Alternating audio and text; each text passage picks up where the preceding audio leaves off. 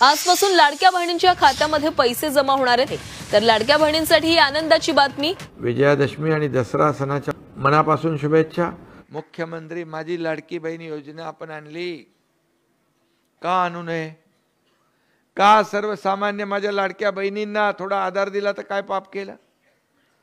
तेव्हा तर म्हणाले काही लाडकी बहीण योजना बिजना काय होणार नाही, ही निवडणुकीचा चुनावी जुमला आहे।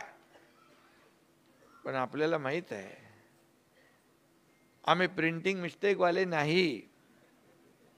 निवडणुकीत शब्द द्यायचा वीज बिल माफ करतो आणि निवडून आल्यावर विजेची बिल पाठवणारे आम्ही नाही।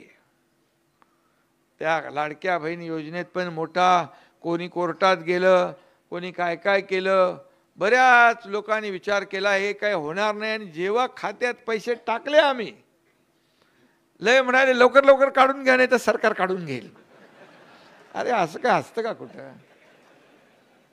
असं काय दिलेले काय परत घ्यायचे असतात काय?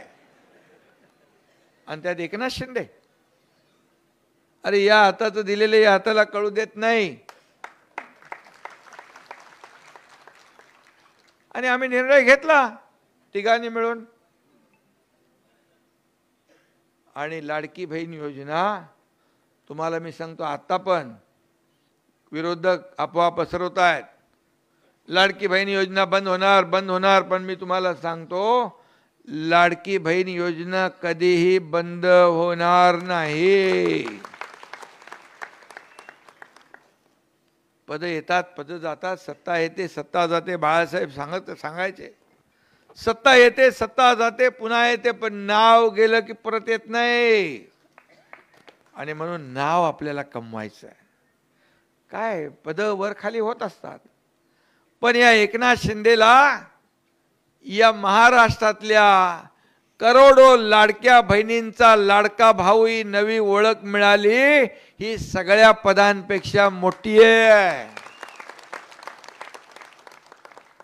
आणि म्हणून जिकडे जातो ते पोरं आपले मामा मला म्हणतात, म्हणलं मामा कोण आहे?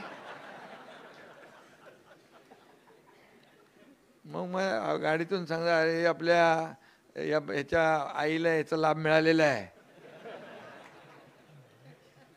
हे तर कमाई आहे आपली। असं काय?